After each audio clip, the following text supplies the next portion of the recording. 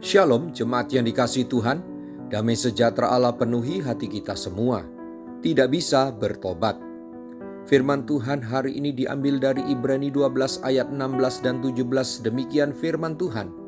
Janganlah ada orang yang menjadi cabul atau yang mempunyai nafsu yang rendah seperti Esau, yang menjual hak kesulungannya untuk sepiring makanan.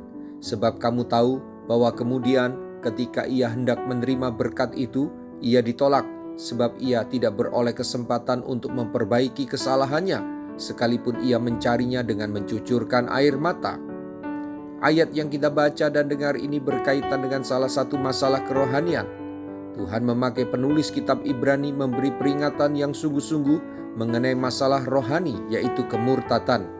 Diuraikan, kemurtatan itu akibat dari menjauhkan diri dari kasih karunia Allah, menolak kasih karunia Tuhan, serta menghina kasih karunia selanjutnya, mengingkari adanya kasih karunia Tuhan. Ketika orang menjauhkan diri dari kasih karunia Allah yang sejati, akan muncul akar kepahitan.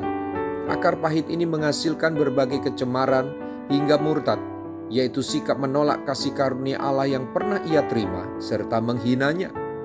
Esau dipakai sebagai contoh. Ia terlahir sebagai anak sulung dan memperoleh hak kesulungan sebagai anak pertama, sehingga dengan demikian berhak menjadi nabi, imam, dan raja di dalam keluarganya. Namun telah bertindak begitu duniawi sampai menghina hak-hak istimewa yang kudus ini. Sampai-sampai ia menjual hak kesulungannya demi sepiring makanan.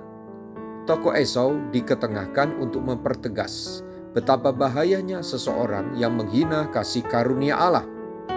Bapak, Ibu, Saudara-saudari, jika Anda melakukan dosa setelah percaya kepada Yesus, tidak hanya mempunyai dampak negatif bagi Anda sendiri, namun juga bagi orang lain, khususnya keluarga. Karena itu perhatikanlah bagaimana Anda hidup. Janganlah mengabaikan, meremehkan, bahkan menghina peringatan dan nasihat yang masih bisa Anda terima. Peringatan dan nasihat itu bisa datang dari siapapun yang Tuhan pakai. Jangan sampai Anda meninggalkan kasih karunia dan menolak kasih karunia, serta tidak bisa lagi bertobat karena sudah sangat terikat dengan dosa, bahkan menikmati dosa, mengeraskan hati. Itulah yang disebut hidup dalam dosa, dan akan sampai pada suatu saat tidak mungkin bisa bertobat. Ingat, pada kenyataannya, orang-orang berdosa tidak akan terus memiliki pikiran atau kesadaran yang membenarkan serta menikmati dosa. Mereka akan tiba pada kesadaran atau rasa betapa tidak ada faedahnya, serta rasa kosong karena terus hidup dalam dosa dan menghina kasih karunia. Ketika masa anugerah itu telah berlalu, mereka tidak akan menemukan tempat untuk bertobat.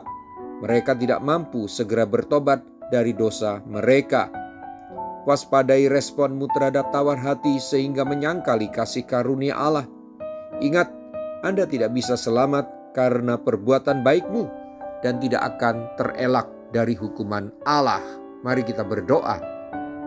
Tuhan Yesus, saya mau terus menjaga hati agar jangan menganggap murah dan tidak ada manfaatnya kasih karunia-Mu. Harga keselamatan saya sangat mahal. Engkau bayar dengan hidup-Mu. Itulah kasih karunia yang besar yang saya terima dari-Mu. Tuhan, saya sungguh sangat bersyukur mendapat kasih karunia melalui iman kepada Tuhan Yesus. Saya beroleh selamat. Bantulah saya ya Tuhan, agar jangan sampai tawar hati terhadap kasih karunia-Mu, karena beratnya hidup ini menghadapi berbagai penderitaan. Terima kasih buat kemurahan-Mu dan kesempatan yang Engkau berikan untuk saya selalu bisa bertumbuh dan meninggalkan dosa-dosa. Tuhan, Engkau sungguh baik.